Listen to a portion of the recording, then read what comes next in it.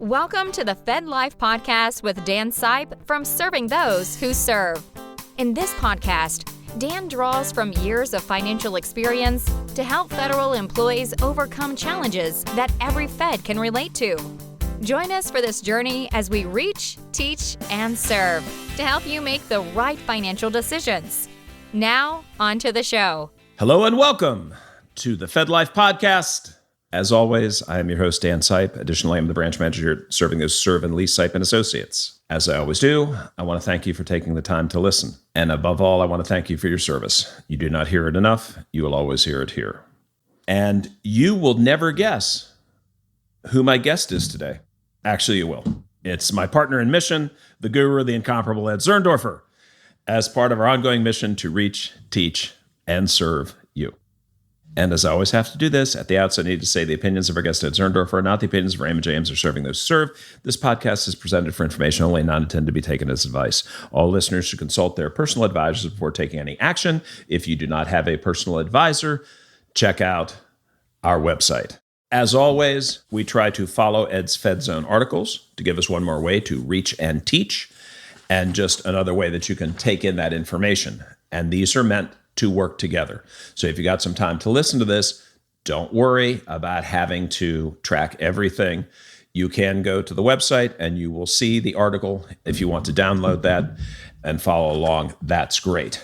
We're a little bit outside the Fed benefits box, but I think it's timely. You may notice that the housing market is pretty hot right now. Together with Ed, we have some thoughts that you should be considering if you are thinking about selling your home. This podcast will mirror Ed's two FedZone columns, understanding the tax consequences of selling your personal residence. So Ed, let's lay out some definitions. So number one, what is a primary residence? Primary personal residence is an individual's main personal residence, which may include a house. It could be a houseboat, if you actually live on a houseboat, and some people do, not around here necessarily, but if you go into, like the southern states like Florida, maybe Hawaii, people live on a houseboat. It could be a mobile home. It could be a cooperative apartment or condominium. Actually, it can be a home outside the United States. We're going to be talking about this tax break. So if you have a home outside the United States and you are a U.S. citizen, you actually can use this tax break we're going to talk about overseas. However, I'll tell you what, it's not a personal residence, vacant land. If you buy land, obviously, unless you live in the outdoors, I think very few people do, vacant land is not considered to be a personal residence, although most, when you sell a home, you're selling the land is included in the sale price. So, yes, it is part of the home, so to speak. And it would be excluded from, we'll talk about the exclusion here in a moment. The land is, in fact, part of the home. But if it just land by itself, it's not considered to be a personal residence. Gotcha. You got to be able to live on it. So, and that's a good segue because only the sale of a primary residence qualifies for any capital gains exclusion, correct? Yes. We're talking about Internal Revenue Code Section 121, in which you can exclude from taxation a certain portion of your capital gain resulting from the sale of your house. And if you have a vacation home or a second home, that's not going to qualify for this exclusion. If one owns more than one home and spends, let's say, a certain amount of time in that home, let's say, for example, we live here in the mid-Atlantic.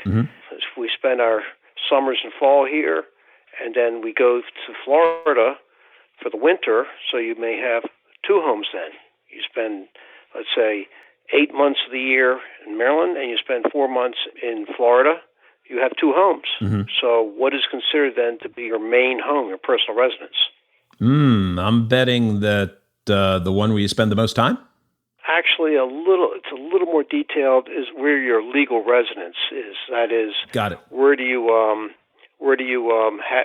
vote? Pay state taxes. Well, taxes is a different issue, because if you live in two states, and those states each have taxes, you're obligated to pay tax to those states for the portion of the time that you live there. Gotcha. You're a resident of both states. But in terms of legal, in terms of what is considered to be your primary personal residence, it is where you vote, where you have a driver's license, where you have a library card, so to speak. I don't know if they still have library cards, but anyhow, I think you get to take care. It's really your legal residence. Gotcha. How would we determine the gain or loss on this thing? Well, in general, the short version is you take your selling price less selling expenses, and that will equal the amount realized from the sale. And then we subtract from that what is called your adjusted cost basis. Now, your adjusted cost basis for the house is what you paid for it, plus any capital improvements. When I say capital improvements, I'm talking about things like you added a room, you put a deck in, you redid the kitchen, you put on a new roof, something very, very significant. If you painted your house, that doesn't count as terms of adding to your cost basis. We're talking about significant capital improvements to your house. That would be considered to be added all up your cost basis. So the amount realized minus your so-called adjusted cost basis equals your net gain. Gotcha. And folks, Ed, within his FedZone article, has a great worksheet for calculating that. Be sure to go there and check it out. So now let's move on to that capital gains exclusion for the primary residence. So here we are. We've lived in our house for a bit. We've made improvements to it. We've kept good records to keep track of that. We know what we sold the house for. We know what our basis is. We've got the difference, which is our gain. So where's the exclusion kick in? The exclusion kicks in as follows. If one fulfills the three requirements, and we're going to talk about what those requirements are, they're able to exclude if they are a single person, they own the house or condominium, their main residence. They get to exclude up to $250,000 of capital gain from federal and in most states, state income taxes. I say they don't. They do not have to pay any capital gains tax resulting from the sale.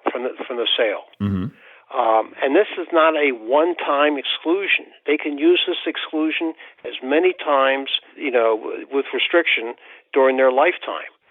I've been in this tax business over 20, probably about going on 30 years now. And I have individuals who come to see me who sold their houses in the past year to get their taxes done. They say, oh, I had a big capital gain and resulting from the sale of my house. And now that I sold my house, I'm not going to buy anymore. Or maybe they're going to buy something that's could cost less than what they sold for. And they say to me, well, as a result of not buying anymore or buying something less than what I sold, I guess I'm going to have to pay taxes. Well, I have to tell you, that used to be the law. That law was changed in 1997.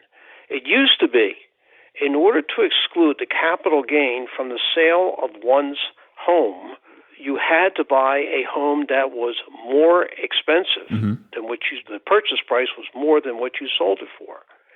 Oh, there was an exclusion back then.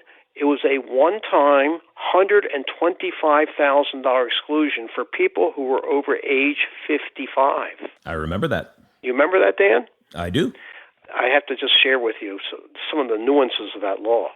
Let's say somebody let's say they were getting close to 55 years old, thinking about selling their house, and maybe they got married a few years before that, and the person they married had actually used that exclusion themselves. They had used that person they married used that $125,000 exclusion.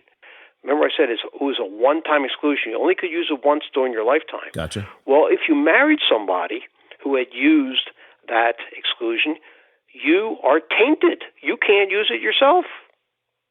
Wow. It was amazing. Glad that's gone. And that is gone. Glad that's gone. That is gone. I mean, I just have to. But here's my point.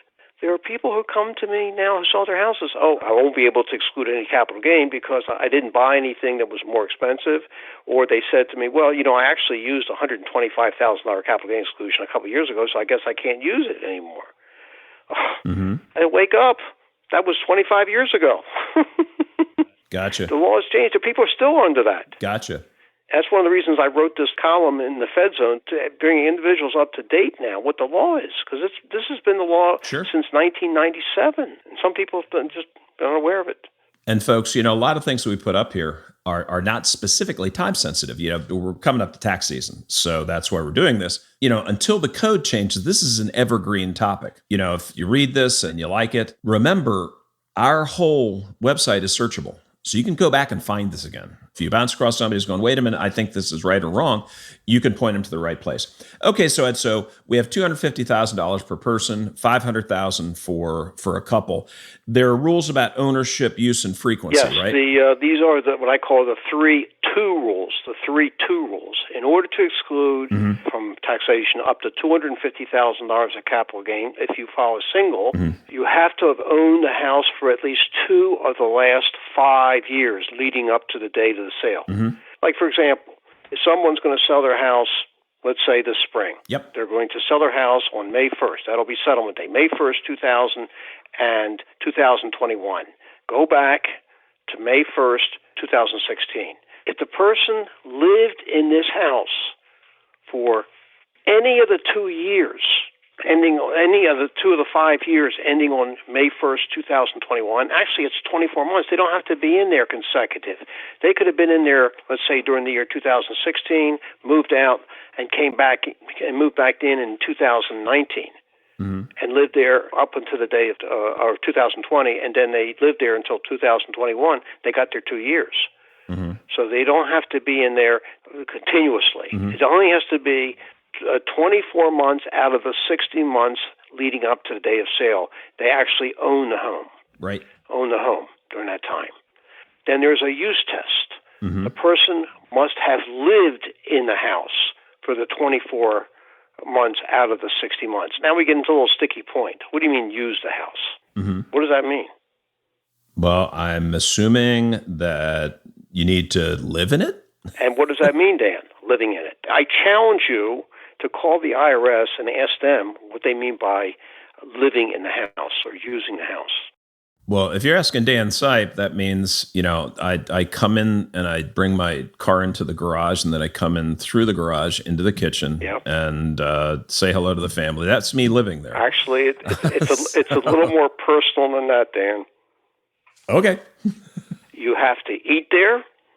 You have to sleep there. Oh, that's not a problem for me, Ed. Eat there. Also, check. Got that covered. Sleep there and go to the bathroom there.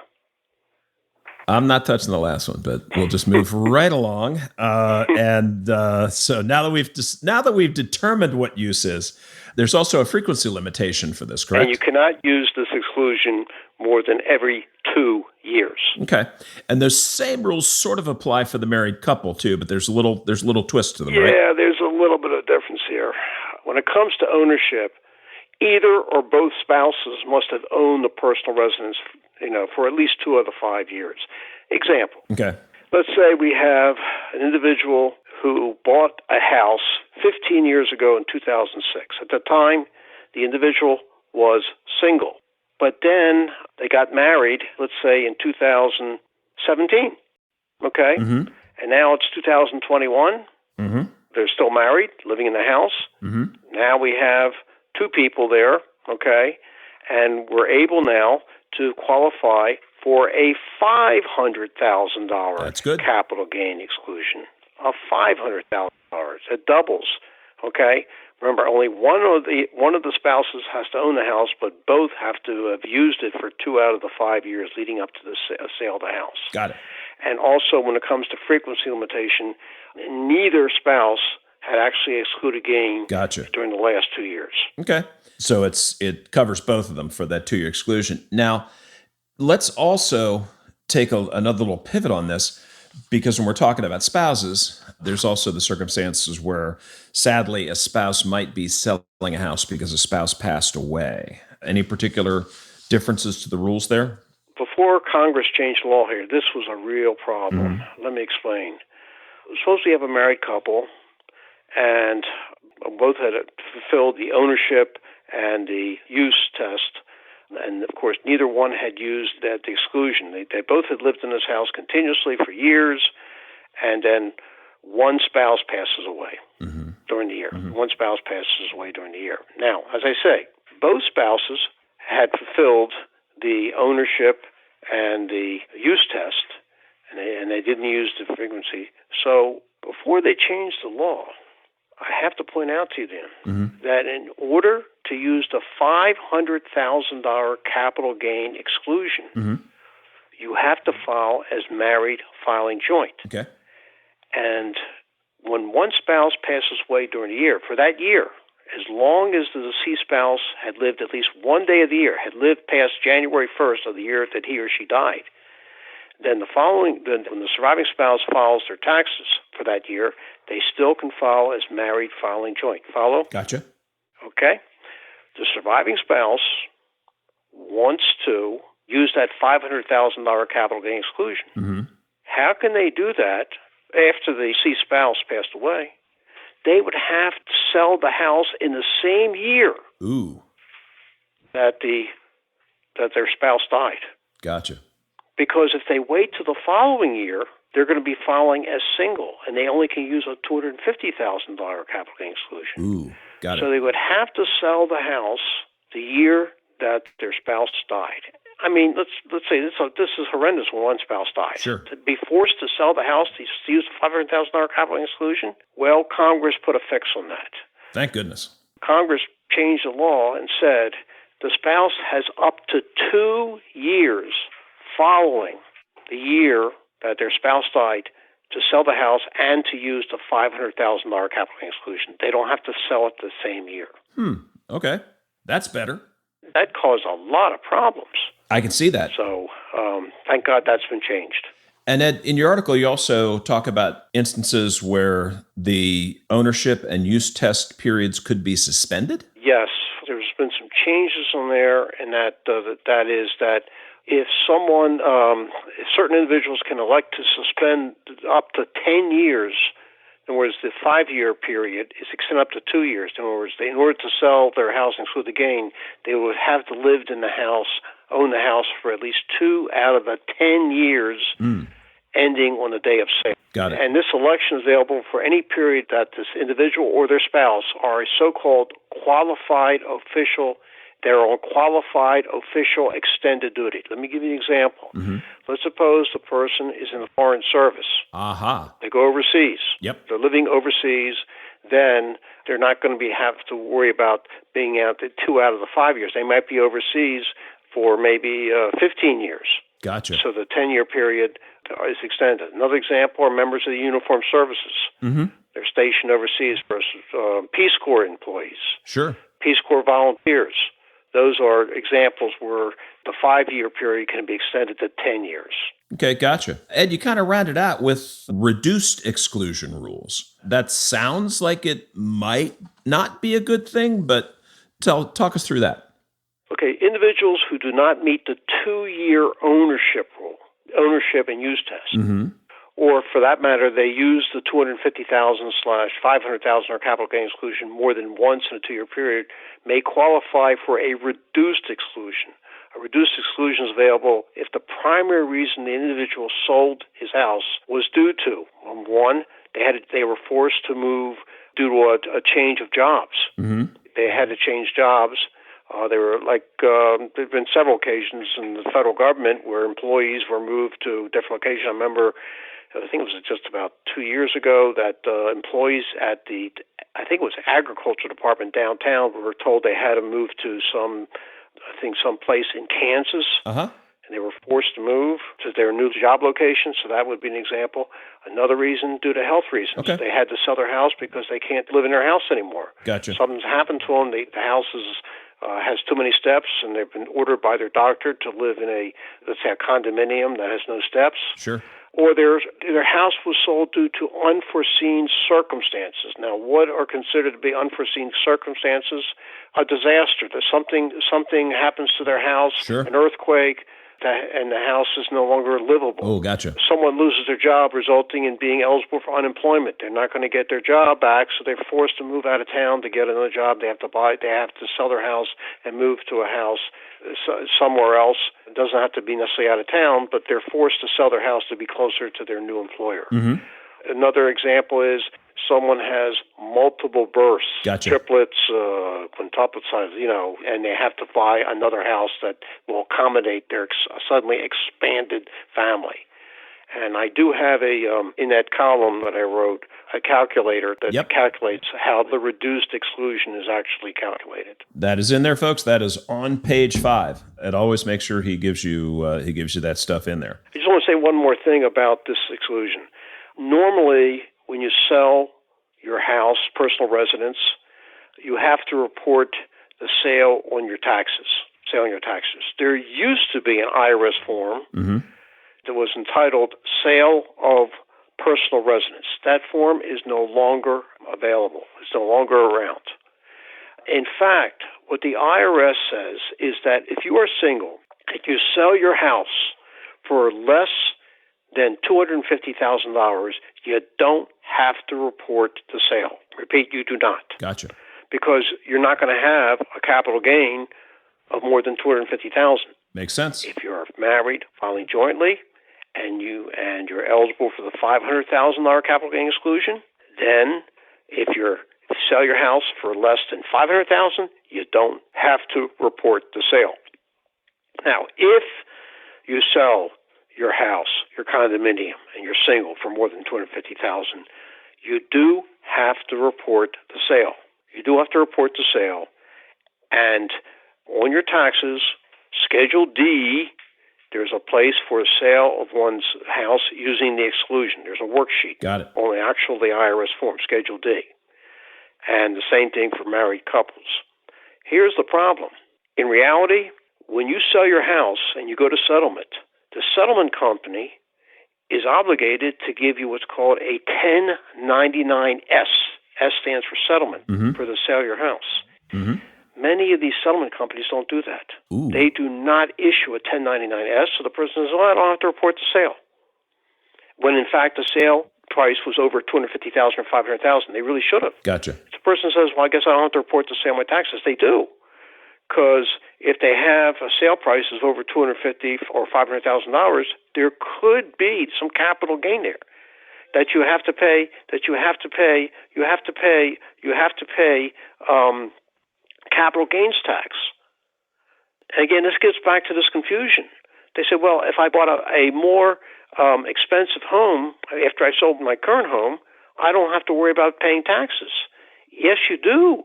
If you have a capital gain that exceeds $250,000 or $500,000, you will be paying capital gain tax even if you buy a more expensive home. Gotcha. That's why it's very important that anybody who sells their home, they really should go to a qualified tax accountant to report the sale and to get advice. You shouldn't do this on your own. Makes sense. It gets very complicated. Don't try this at home, kids. Ed is an expert. We got a little news break yesterday that I promised you we'd work it in here. April 15th is usually tax day, but not this year. So walk us through that. Well, it wasn't last year either. We got an extension last year when COVID started back in March. That was a long one. Yeah, until July 15th. That was a long one. July 15th, 2020. Yeah. And yesterday the IRS announced that there's going to be an extension for filing your 2020 taxes until May 15th, a 1-month extension. Okay. Well, that's nice. That really helps a lot of people. It helps a lot of accountants who are really struggling to keep up with all the changes. There have been some other changes that Congress made a few weeks ago that are going to be made retroactive last year, which is going to cause headaches for people who already filed their taxes. But we're not going to talk about that. We're going to talk about now this extension. Got it. Again, this is a filing deadline of May 15th. You have until May 15th to file your federal taxes. Actually, May 17th, Ed, because the 15th is a Saturday. How can I forget? May 15th is a Saturday, so therefore the extension goes 2 days to May 17th. I emphasize this is federal. Yep. It's up to the states to decide what they want to do. Maryland... Yep, you got to look that up, folks. Yes, Maryland, where we are. Yep. Maryland, where we are, announced, I think it was last week, they're going to July 15th. July 15th. Okay, July 15th. Gotcha. So a lot of people in Maryland are jumping for joy. I want to just make some suggestions here to people in terms of, before they jump for joy that they got a filing extension. Sure. That what IRS is not extending is anybody who owes has to pay federal estimated taxes, Yep. quarterly estimated taxes. Yep. They did not extend that to May 15th. Your estimated taxes for the first quarter of 2021 are due on April 15th, not May 15th. Please note that. Yep. Retired feds, if you're making, because a lot of you are, quarterly payments, you don't have an extension on that. You're talking to one of them. Yep. I'm a retired Fed, and I pay estimated taxes, federal and to Maryland. Anyhow, I'll tell you something else that IRS is not extending. Anybody who wants to make their 2020 IRA contribution, the deadline is the tax filing deadline of April 15th. They did not extend that. I did not see anything about extending the deadline to make your 2020 IRA contribution, whether it's a traditional IRA, whether it's a Roth IRA, any type of IRA contribution. You have until April 15th to make your contribution. For those feds who have health savings accounts, HSAs, that they put money into for tax purposes, again, your deadline is April 15th. It was not extended to May 15th. May 15th. Got it. Now, I want to just share with you, someone I was talking to yesterday was jumping for joy that they're getting an extension to May 17th to file their taxes because they owe a lot in federal taxes. They owe a lot. They owe a couple $1,000. Gotcha. But they're due a refund, a nice refund for the Maryland tax. They live in Maryland. Okay. So they said to me, could I just file my Maryland, get my refund back, and then we can do the federal on May 17th? I said, it doesn't work that way. They got to be filed together because they check one another. Yep. Oh, that's a disappointment. Yep. That would be a disappointment, Ed. I hate to be the bearer of bad news.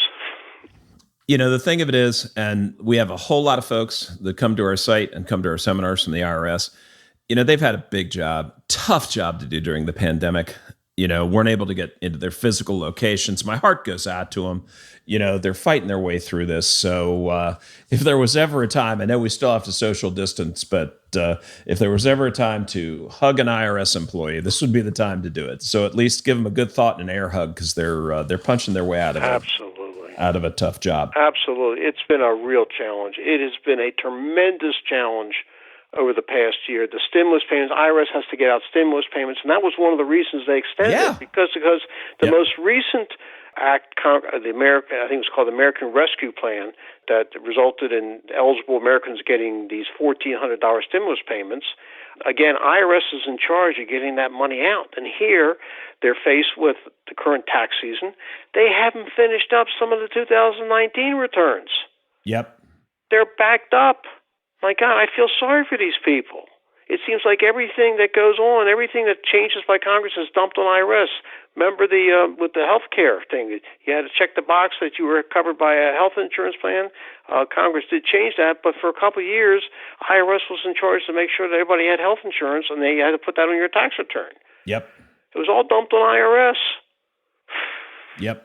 Yep. They're doing yeoman's work right now for us. So again, air hugs to all our IRS folks. Once again, Ed, I want to thank you on behalf of the feds. No one is putting information like this out there. We know that. We see all the other places. Nobody's just taking the time to do it. And so I thank you on behalf of the feds, certainly on behalf of us here at Serving Those Who Serve. I still don't know how you keep it all straight. And you just drop these form numbers out like it's in your DNA. So my pleasure. I'm glad you're here to do it. And I'm glad you're here to do it with us. And folks, that is a wrap. I always like to finish with a little bit of energy when we're talking about tax stuff. We are Serving Those Who Serve. Be sure to subscribe to this podcast on our YouTube channel and Spotify. Share it with your friends, neighbors, strangers, enemies, you name it. Check us out on Twitter and LinkedIn. Don't forget our live webinars. Yeah. I know it's online, but Ed's actually there. You can see him. He's talking. You submit a question. We read it. He answers it. It is the live Zurndorfer experience. You can go to our website, stwserve.com. He and Jen Meyer, dynamic duo on your behalf. They are fun. They're educational. You're going to learn a bunch.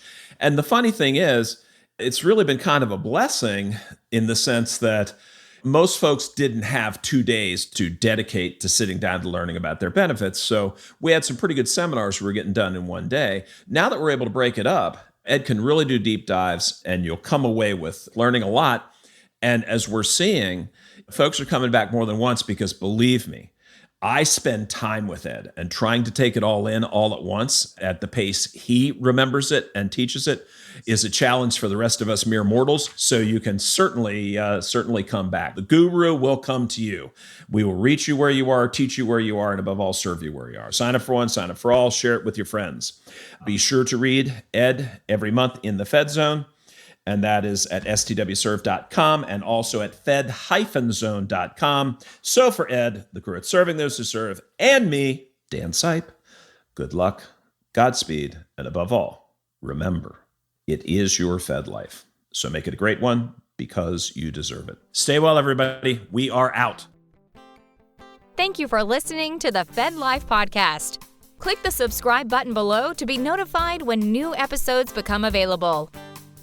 The information covered and posted represents the views and opinions of the guest and does not necessarily represent the views or opinions of Serving Those Who Serve or Raymond James. The content has been made available for informational and educational purposes only. The content is not intended to be a substitute for professional investing advice. Always seek the advice of your financial advisor or other qualified financial service provider with any questions you may have regarding your investment planning. Securities offered through Raymond James Financial Services Incorporated, member FINRA SIPC.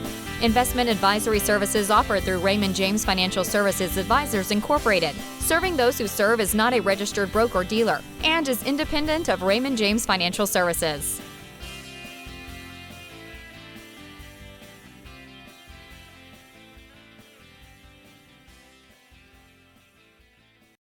Raymond James is not affiliated with and does not endorse the opinions or services of the quoted professionals or their respective organizations.